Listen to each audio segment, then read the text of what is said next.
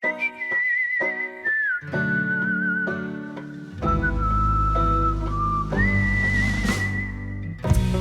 Dirt with me, Mike Howell, an economics podcast where I present the down and dirty agronomic science to help grow crops and bottom lines. Inspired by eKonomics.com, farming's go-to informational resource, I'm here to break down the latest crop nutrition research, news, and issues, helping farmers make better business decisions through actionable insights. Let's dig in.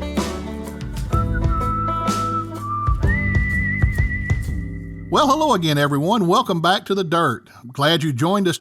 Today, we're doing things a little different. We're not going to be talking about soil fertility or agronomy. We're going to focus on farm safety. We've got a lot of people that are just getting back in the field. We've got a lot of implements running around out there, a lot of dangerous things going on, and I thought it would be great if we just took a few minutes today to focus on farm safety and hope we can do something to prevent a few accidents this year. To help me do that, we've got Kuhl with us today. Brian, thanks for joining us. Yeah, thanks for the opportunity, Mike. Brian, if you would, start us off and tell us a little bit about who you are, where you work, and what you do. Sure. So as you mentioned, I'm Kuhl. I'm the President and Chief Executive Officer with the Progressive Agriculture Foundation. We are an organization that provides resources to communities to provide Progressive Agriculture Safety Days, which is recognized as North America's largest farm safety education program for children. It's great to be on a program like this because, as you mentioned, a lot of folks are starting to get into the field. I actually am up in northwest Wisconsin where we still have a foot of snow on the ground, but I also farm. So I'm patiently waiting for that snow to melt so that we can also get in the field up here and get our corn and soybeans planted. It's amazing how the weather is so vastly different from where you are to where I am. Well, we've got corn in the ground. We've actually got some seedlings coming up, got a couple of leaves on some corn, and had a frost this morning. Hope it doesn't deter it too bad. But Brian, why are we talking about farm safety? I grew up on a farm. I've seen all kind of safety videos and been to safety classes, but you work in farm safety every day. Tell us why farm safety is so important. All of us that are in agriculture and in farming know that farming as an industry is one of the most dangerous industries on the planet. We put ourselves in harm's way almost every day. And there's some of those risks we can control and some of those hazards and risks that just simply are a bit out of our control. We have to be aware of them, but we just need to be able to recognize that in some of those cases, we just truly cannot control all the hazards that are involved in the industry. What makes agriculture and farming so unique is that it's one of the few, if only, industries where we have children, in some cases very young children, engaged in the actual working operation of the farm. And that adds a whole new level of risk to the industry and to the work that we all do. And it just raises that need for us to be almost hyper aware of safety when we get back into the field while we're planting throughout the summer months, as then when we get to harvest towards the end of fall. Brian, I grew up on a farm, and one of my earliest memories is watching my dad plow the garden and get the garden ready to go every spring. And I always had to sit under the shade tree there and watch, but I was waiting on that last round because I knew every time he'd make that last round, it was my turn to get to sit on the tractor and ride in his lap, making that last round. Looking back, that may not have been the best thing to do. Is it okay for kids to ride tractors with their parents? Mike, it's great that you asked that question because it's a question that we get asked throughout the year as we're out at both Progressive Agriculture Safety Days and visiting farm shows and exhibiting and trying to just raise the awareness of what some of those risks are and what are good behaviors, good role modeling behaviors that adults can have to keep their kids safe. When I was raised, I have some of those same memories too. And I think, the first thing as adults is we have to identify that how we were raised and things that we did as children are not the same as kind of the environment that we're raising our children in. I mean, farming has changed. The equipment has changed. It's gotten bigger. It's gotten more sophisticated. And in some cases, it has gotten a little bit more dangerous. We have to just be aware of that. Should kids be riding in tractors? Now, when we think about the tractors of today's age, everybody thinks they're overly safe because we have cabs and we have extra seats in tractors. That's the common question we hear is, well, I've got this extra seat in the cab of my tractor, in the cab of my combine, in my forage harvester. My child can ride there safely, right?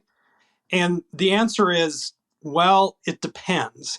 And the reason it depends is we need to start with what is the function of that seat in that cab? Some people may refer to it as a buddy seat, But when you truly look at your owner's manual, instruction manual, when you talk to the manufacturers, that seat is actually for an instructor. It's an instructor's seat. It is meant for an adult to instruct another operator on how to safely and efficiently operate that machine. It's not meant for kind of a permanent resident in that seat throughout the mode of operation. Now, do adults put children in those seats? Yes, they do. And I could stand here and say, you should never put your child in that seat. But that may just turn some of your listeners off to anything else I'll say for the whole rest of this podcast. So let's get a little bit to reality, because I think the reality of it is parents and adults are going to put others in that seat other than an instructor. Are there risks involved? Absolutely, there are. And we hear the stories all the time of cases where individuals in that instructor's seat have been thrown from the vehicle in an incident. The door has come open and they have fallen out and been struck by the vehicle. We need to identify what are those risks. What are those risks we can control and what are the ones we cannot control? Some of them that we can control. The first one is those seats should have a seatbelt. Anyone in the operator's seat or in that instructor's seat should be seat belted in. Now, go back to our childhood, Mike. That probably wasn't a common practice of wearing a seatbelt when you were operating the tractor. We didn't have seat belts on most of those open cab tractors. It probably wouldn't have worn it if we did have it. Right. Now thinking to what are some of those safety components that have been put in place for us to keep us safe in those cabs? Seatbelts is one of those key ones. The safest place for an operator in the tractor to be is in the seat of that cab. Instructor, keeping them in the seat is going to be a first line of safety, but knowing that at the end of the day, the manufacturers built safety around the operator, not the additional riders in that cab. We need to be just aware as parents and as adults when we open up the opportunity for another person to be in that cab with us.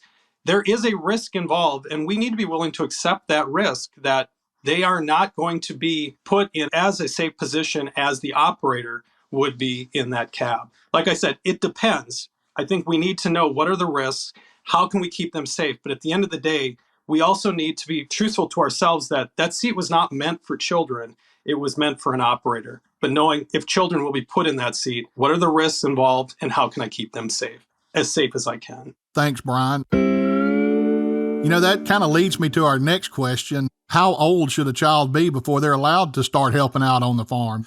When I was coming up, it was kind of expected. It was time to get up and go to work. When my dad got up and got started, I was usually right out the door with him. And I've got a cousin that was actually planting my uncle's cotton crop when he was 8 years old. My uncle kind of got in some bad health and couldn't do it. And from the time he was 8 years old all the way through, he was in charge of planting and harvesting the cotton. That's kind of young for some kids to be on this big of equipment these days. How old should we start a child working on the farm? Some of that does come back to it depends. And we could try to draw a line in the sand and say, at this age, a child can do this. There have been studies that have been done by the National Children's Center for Agriculture, Safety, and Health. They put together some great guidelines, have continued to update them over the years, called the Agriculture Youth Work Guidelines, and really drop down to the task level of things we're doing on the farm and at what age, what capability should a child be at to be able to safely conduct that task, as well as what level of instruction, supervision, personal protective equipment needs to be provided to a child to be able to do that task safely. Now, the easiest way to step back as a parent and say, should my child participate in this task or that task, is to think about it. You know your child the best, right? You need to think about what is my child capable of, both physically as well as cognitively. So again, physically, what's the size of the child? What's their makeup? Can they safely do this from a physical aspect? I take operating a tractor, for example. We can put any child in that tractor. They can turn the key, put it in gear, and go. But can they safely operate that tractor? Again, when I say safely operate it, can they sit clear to the back of the seat belt fastened, be able to easily and comfortably reach all the controls, as well as be able to see what they need to see to be able to operate that tractor? When we talk about a 16-year-old, they may be driving a car, But for them to get into some of this larger equipment, if they're of shorter stature, they may not be able to comfortably and safely be able to operate all of the controls of that equipment. We need to be able to look at the physical nature of our children to see, can they safely, physically operate the machinery? And then the other one is cognitively. Do they have the decision-making process? Do they understand the risk? Can they comprehend the instructions that have been given to them to clearly be able to do the task? And so those have to be woven together to hopefully make sure that, number one, they identify the risks, but they know how to actually safely do the task. Agriculture is a wonderful place to raise kids. I was raised on a farm. My kids are being raised on a farm. But again, as I mentioned before, it has changed since we were children. And so we have to take it from a mindset of it is different. And the role modeling of safety behavior has to start with us as parents and adults if we expect that our kids are also going to conduct themselves in a safe manner on the farm. Brian, you started that answer with "it depends," and I really appreciate that answer. That's the number one answer an agronomist is going to give you. It depends. And I really understand what you mean when you say it depends. I've got 7 kids, and the one I can put out there doing anything I want to do here on the farm, he started driving a tractor when he was about 10 years old, and I would trust him to do anything. His younger brother, that's a year younger, maybe not so much. He's still learning and he's getting better, but several years ago, he wanted to drive the tractor and I had some disking to do, and I was right there with him. I showed him exactly what needed to be done, and he did great. I watched him. He was doing really good, and I said, I need to run back to the house for a minute. I wasn't 200 yards away, and I ran to the house, and I looked out, and here he comes driving back to the barn. He thought he was finished, and he was going to park the tractor in the barn. The barn ended up on top of the tractor before it was all said and done. He ran over to the post holding the barn up, and we kind of had a little mess to clean up there after that. But every child is a little different, and it doesn't matter how much training they've got. If they're not ready to take on that task, they're not going to be successful at it. That's exactly right. And it has to start with being an understanding parent, too. In so many cases, and I've seen it on our own farm, where we have gone through these tasks. We have done these things year after year, day after day. We get ingrained in it to the point where we don't see the risks in some cases anymore. And we just assume that everybody else knows how to do some of this. I mean, it's like, this is just general farming, right? You know how to do this, just go and do it. With kids, I think we need to take a little bit more of that approach of how do we help them to understand both what is expected in the task, how to do it, what are the expectations of how to do this safely, how to do it completely, as well as what are the things that they're going to need to go out and do this. I can remember doing so many things as a kid without gloves or hearing protection or eye protection. And now with my own kids, I focus more almost on some of those things and try to not only wear that personal protective equipment myself when I'm doing those tasks, but also expect that they will do the same when they do some of these tasks too, because we all know folks who have been in incidents, has lost their vision, have lost their hearing, and some of that many times could have been preventable. The last thing I would want is for me asking my child to do something that is going to result in some type of an injury or permanent damage or even possibly death. I know it's a dangerous industry, it's dangerous activity. Again, I'm back to I need to understand how to identify the risks, those I can control and those that I can't, and how do I not put my child in harm's way if I don't have to. And that's exactly right. We don't want to do anything that's going to cause an injury. We need to do everything we can to try to prevent these injuries. And Brian, there's some things on the farm that children just shouldn't be around altogether. And I understand that the kids are going to be out there with their parents, but is there any way that a parent could set up something like a safe zone for the children if they have to be around and keep them far enough away that something's not going to happen to them? Yeah, many times the operations where we are actively farming is also where we raise our children, right? It's where our home is. It's where the play set is. It's where these kids are growing, but until they're ready and able to start working on the farm. And having that safe play area is important, not only to have kind of that area designated as, hey, that's a safe place for you to play. This is a work area. First and foremost, identifying that the farm is a work area. This is a working space. If everyone can identify that this is a working space, both children and adults, and speak to it that way, that helps just create some of that awareness for kids. Again, role modeling that behavior that this is not where I should be, that this is an unsafe place. But secondarily, having a true safe play area designated on your farmstead, and not just, hey, that's the safe play area over there, but truly fence it off, delineate it from the work area, because that is going to provide a clearer sense of what is safe and where is it dangerous. And for kids, we don't want to mix that together. There's also opportunities for parents when they're around their farmstead to take an afternoon, take your farmer hat off and put your parent hat on and walk around and just try to see things through the eyes of your child and through the eyes of a protective parent. And where are some of those places that you just truly see and you're like, wow, I was letting my kid spend time in this area. It really is not safe. Being able to identify some of those risks, some of those you can correct. I got to make sure I keep my kids away from this area because there's just some risks here that I cannot control. And I think taking time to cognitively walk through that space and think about that is important. Many times we don't see hazards on our farm because it just becomes another piece of the landscape. We need to take the time to identify those hazards. One other thing I think is important that parents can do, I led by sharing that I'm part of the Progressive Agriculture Safety Day program, but identify where there could be safety education programs for their kids to learn about the hazards on the farm. As a parent, I can tell my kids about hazards all the time.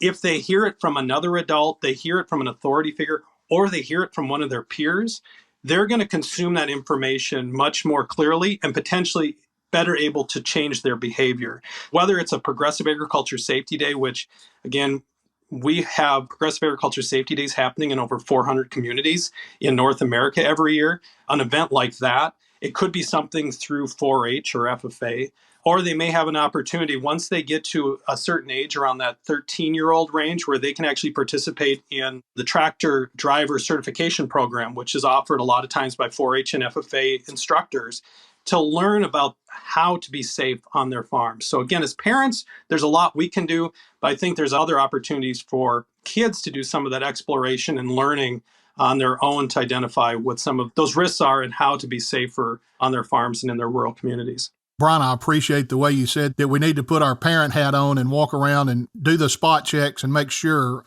A lot of times we get tunnel vision and don't really focus in on the hazards. One thing that I would like to encourage our listeners to do is there's organizations out there that'll come out to your farm and help you free of charge. I know here in Mississippi, Farm Bureau does that. They will come out and walk through and do an inspection with you, help you identify some of those hazards. And I'm sure they do that in many states, not just Mississippi. But even if that's not an option, maybe even getting a neighbor to come by and walk around the farm with you. Somebody else's eyes may be better than yours and help you identify those problem areas and things that you may need to work on. Yeah, there's great resources available out there, Mike. Locally, like you said, Farm Bureau is a great one. Neighbors are good. Fire department, first responders, they will be more than open. And I'll just share some of my personal experience. I spent several years as a volunteer firefighter, and being able to step foot on some of these farms and just walk around with the farmer, the owner of that property and that operation. Number one, as a first responder, it was good to get a feel and get a kind of a view of, if we were to respond to an incident here, what does that landscape look like? What does that environment look like? I get a preview of that by walking around with the farmer. I can ask questions, I can see different things, I can find where some of the hazards are before I actually have to respond to an incident if there were one on that farm. It's a great opportunity to have discussion before we're there for an incident if that was to occur. They are a great resource for that. Another one is that there are agriculture safety centers spread throughout the United States that are funded by NIOSH and the CDC. And they are there not only to do research, but also to help make operations safer. They've got many, many resources available. And it's just a matter of looking to some of those universities that are close to you to see what resources and experts that they can provide if you're looking for someone to help identify risks, but at the end of the day, make your farm safer for both you as operators as well as for your family. Brian, one thing that I see riding around the countryside and visiting different farms, and we did this when I was growing up. We had ATVs, 3-wheelers, 4-wheelers, and now it's moved up to the side-by-sides, and they have a place on the farm. They're there to do a job, and I understand that, but kids don't necessarily see them as something to work with. They see them as a play toy, and most of these have an age limit before you can safely operate them. And I know a lot of times kids operate those before that age limit. Talk a little bit about ATVs and what we need to be concerned about as far as kids and ATVs. Definitely a big use of ATVs and UTVs in rural communities, both on and off the farm. It's probably one of the most taught topics at a Progressive Agriculture Safety Day because of the broad usage of them throughout our rural communities. As well, we're starting to see more and more counties open up public roadways for operation of ATVs and UTVs in different states. They're definitely becoming much more widespread usage of them, both on farm and off farm, as I mentioned before. The guidelines that are posted, whether it's in the operator's manual or on a safety sticker on the machine, are just that. I mean, it's a guideline. As I said before, we need to look at first and foremost, what is the size of the child who is going to be operating that machine? And it could be a child or it could be an adult. Smaller statured adults may not be able to safely operate some of the larger machines as well. The one thing that we will do often, whether it's at a Progressive Agriculture Safety Day or when we're exhibiting at some of the different farm shows across the nation, is we'll have a number of different size ATVs and UTV side-by-sides for parents and children to look at. And we'll put different size kids on different size machines. Let's start with ATVs, because I think there's still a lot of ATVs out there that are being operated both by adults and children. We're talking about four-wheelers and ATVs. If we want to look at safety of measuring the size of the operator to the size of the equipment, we want that operator to be an active rider. What's it mean to be an active rider? We always ask kids, when you look at a four-wheeler or an ATV, why does it have that long seat? Well, that long seat is not so you can put three of your friends on there. That long seat is so that the operator of that ATV can slide forward and backward on that seat or side to side to keep that machine in balance, keep the center of gravity centered on the machine. If we're going uphill, we're going to be sliding forward on the seat, downhill, sliding back on the seat. We need to have that full length of that seat available to us so that we can distribute our weight to keep that vehicle in as close a balance as we can. When you have a smaller person on that machine, they cannot safely sit on the seat with their feet flat on the foot pads and comfortably holding the controls and still be able to slide on that seat as they need to. The easiest way to try to pair size of machine to size of operator is to have the operators sit on a machine, be able to show that they can sit on the seat, feet flat on the foot pads, and hands comfortably on the controls, and be able to make those different sliding positions to keep that machine in balance. The same with the side-by-side and UTV. Just like I mentioned in tractor safety, if you're operating a UTV, we want you in the seat, all the way to the back of the seat with your seat belt fastened. Those seat belts are there for a purpose. We need to make sure that we're wearing that seat belt because that's going to keep us in the caged-in area, that safety zone in the seat. That's what that seatbelt is going to do in the case we have an incident. But you should be able to sit in that seat, seatbelt fastened, and be able to comfortably reach the accelerator, the brake, as well as the steering wheel to operate that machine. If you can't do that with the seatbelt fastened, the machine is probably too big for that operator, and we need to go a size down. We want to talk first and foremost about size of machine and matching that with the size of the operator. The second one is helmets, helmets, helmets. And I have to say that I believe that the industry, rural America, I think we all, as parents even, have done a much better job, probably than our parents did. And that's not a hit on our parents, but we didn't wear helmets when we were growing up. Now we're starting to see kids, it's becoming ingrained. They're wearing helmets when they ride their bikes, when they ride their horses, when they go skiing, and also when they're riding their ATVs. And the more we can do to help our children identify the importance of wearing helmets. Our medical professionals can only go so far in repairing our bodies. They can do a lot for mending bones and bumps and bruises, but helping us in mending brain injuries and spinal cord injuries, we're not quite there as medical professionals to be able to repair those to the point where we're to where we were before the incident. We need to protect those areas the best we can, and helmets are a good first step in preventing those types of long-lasting injuries. Great advice, Brian. When we were growing up, we didn't know what a safety helmet was, much less put one on. I'm glad to see kids are wearing those these days and hope it's preventing a lot of these injuries. Brian, the next topic I wanted to talk about is here in rural Mississippi, it's not uncommon to see a 12 or 13-year-old kid, and sometimes even younger, on a tractor or a combine, a large machinery driving down the road. What is the laws about that? Can they do this legally? I know the safety issue is one thing, but is this legal for them to be doing? Mike, I think that's going to vary by state and by county, even in some cases. We could spend a whole hour probably talking about the different laws across North America, but where I would come back to talking about risk.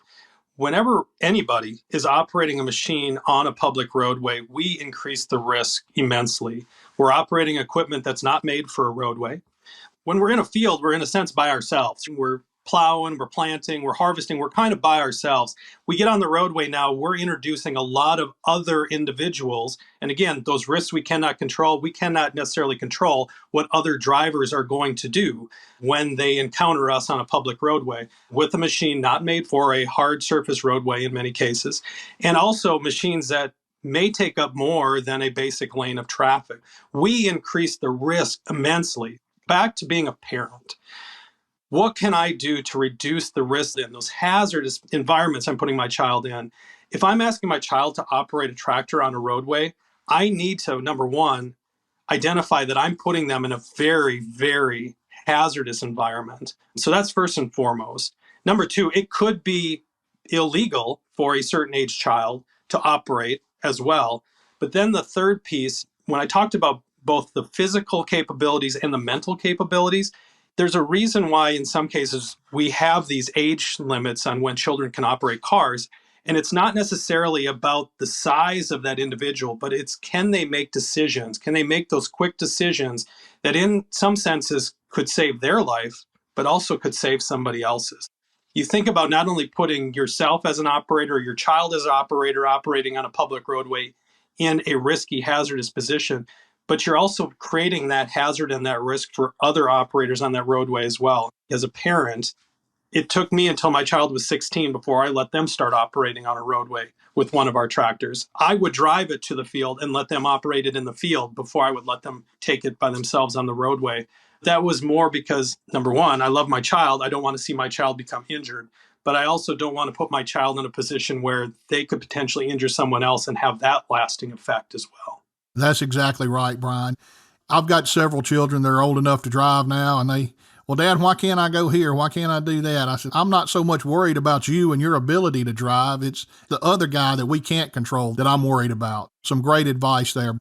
Brian, we've talked about a lot of topics today, and I think our listeners are definitely going to benefit from what you've told us today. If you would take just a minute and sum up what you've said, what's your take-home message for our listeners today? Yeah, sure. As I mentioned before, agriculture and farming is a great industry. It's a great place to raise a family. It's a great way to get kids involved in work and build work ethic and great behaviors. But we also know that it is risky. There are hazards involved. It's one of the most dangerous occupations in the world. We need to identify what those risks are. We need to identify not only the risk to ourselves, but others involved in the operation, both working in the operation, but then also those that are just present around the operation, many of those being our kids. Kids are getting killed and injured on farms all the time. Many of them are not working when they are injured or killed on that farm. We need to recognize what are those risks? How can we control the risks that we can control? And how can we at least identify and communicate, educate others about the risks that we cannot control, knowing that this is a great place to have children, to have families, to grow up. Rural America is amazing, but there are hazards involved. We want to keep those kids safe. We want to keep those families safe. And in some cases, it all starts with a parent. It all starts with an adult being safety minded, role modeling that behavior for their kids. I would encourage your listeners, if they have an opportunity, to go out to our website at progressiveag.org, see where there may be a Progressive Agriculture Safety Day in their area. See how your kids can attend that. Children will have fun. We have many, many hands-on activities. Our focus is if we can engage kids in active learning, they're going to, number one, consume that information much more efficiently. But number two, they're going to be more excited to come home and tell you as the parent, mom, dad, grandma, and grandpa, here's what I learned. Here's what we should and shouldn't do to be safe on the farm. They're going to be excited about safety.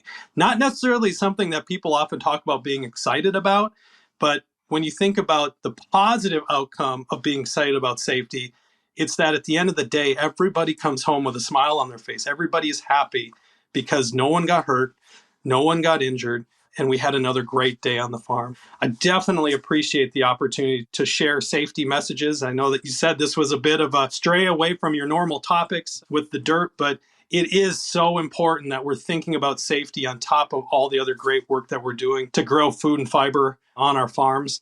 And thank you for the opportunity, and thank Nutrien as being one of our big sponsors, our big partners in really helping make farming and farm life safer throughout all of North America. Brian, we sure appreciate you taking the time out to be on the show with us today. I think we've got a lot of useful information, and listeners, I hope that we've touched a hot button topic here and encourage you to go out and inspect your farm. Walk around and make sure that everything is safe, not only for you, but for those youngsters that may be out there with you every day. Now, at this time is when we switch gears a little bit and we go to our second segment of the day and talk about our famous person in agriculture. I try to pick these people with something along the topic of the day, and I really ran out of time today and didn't get to look up somebody that had played an important role in farm safety. But one person that I had done some research on and wanted to talk about was William Bullock. He probably doesn't ring a bell for most of us, but he was an American inventor, and in 1863, he made improvements to Richard Poe's rotary printing press, and that helped revolutionize the printing industry into what it is today. It was able to speed up and make more efficient the printing press so that modern newspapers were able to print things a lot faster. In his youth, he worked with his brother as a machinist, and he designed several machines that are used in farming today. He was able to invent a shingle cutting machine. He invented a cotton press and a hay press, a seed planter, and a lathe that are still used today. One of his most famous inventions was a grain drill, and it won him a prize from the Franklin Institute in 1849. Bullock had 2 wives and 13 children, but it kind of ties back into today's topic. Bullock was actually killed in a bizarre accident working on one of his inventions. In 1867, he was making an adjustment to one of the new processes that was being installed in the newspaper room. He tried to kick the belt onto a pulley, and we can all imagine what happened. His leg got caught up in that pulley, and several days later, gangrene had set up in that leg and had to have an operation, and he actually died during that operation to amputate his leg. That kind of stuff can happen to anybody on the farm. Just look at all the moving parts, the PTO shafts, the grain augers, that type stuff. Anything like that could happen. Another example of some things that we need to take a look out for around the farm. Listeners, once again, thanks for joining in today. Until next time, this has been Mike Howell with The Dirt.